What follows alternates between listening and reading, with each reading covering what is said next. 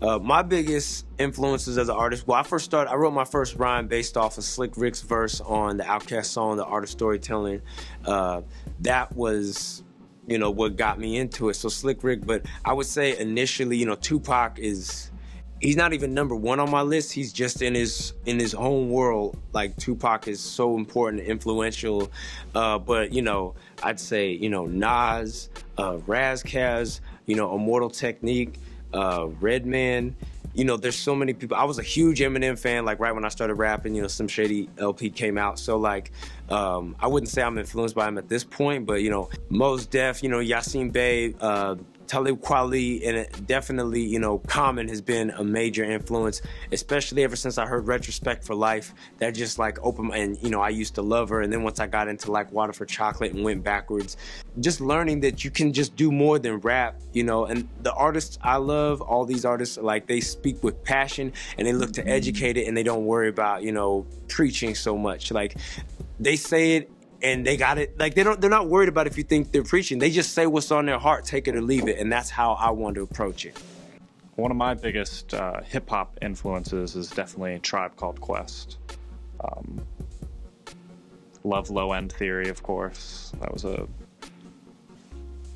big album for me that I really enjoyed. I'm really into Wes Montgomery, jazz guitarist. I don't know if anyone's heard of him, but I used to be really into like classic rock, like Led Zeppelin, Jimmy Page and stuff, and I've kind of moved away from that now, but I think that's still definitely in my playing for sure.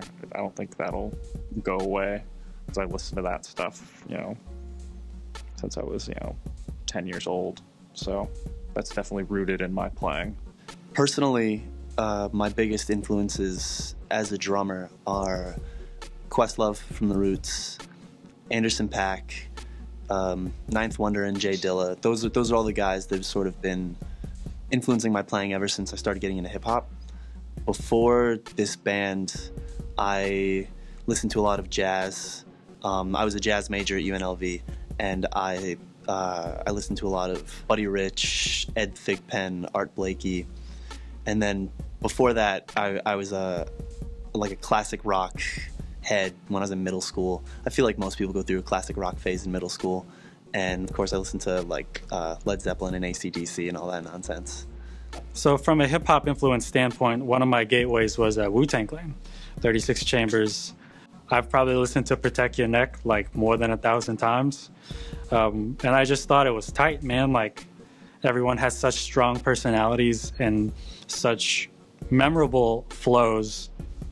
And like on top of that, the production, I was obsessed with RZA for a very long period of time, and just everything he did. So that was one of my entries. And then Robert Glasper kind of cemented it for me, because he's kind of been amalgamating like neo soul and hip hop.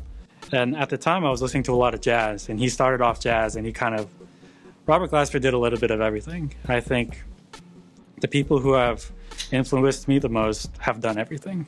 So I really like Tribe, I like Diggable Planets, J. Cole, we all love J. Cole, Kendrick, Childish Gambino's one of my favorite artists. Yeah, when I knew music was going to be my career, it wasn't really a turning point for me, but it was more that I couldn't see myself doing anything else. It's kind of always been inside of me. I started playing piano when I was 7, and for me, playing piano has always been the greatest thing. I've never enjoyed anything more than that, and doesn't matter what genre, hip hop. I grew up playing classical. I love classical just as much. Jazz, I play a bunch of pop music. It doesn't matter, piano's always been my first love, and that's all I've known. I've never seen myself doing anything else than playing piano.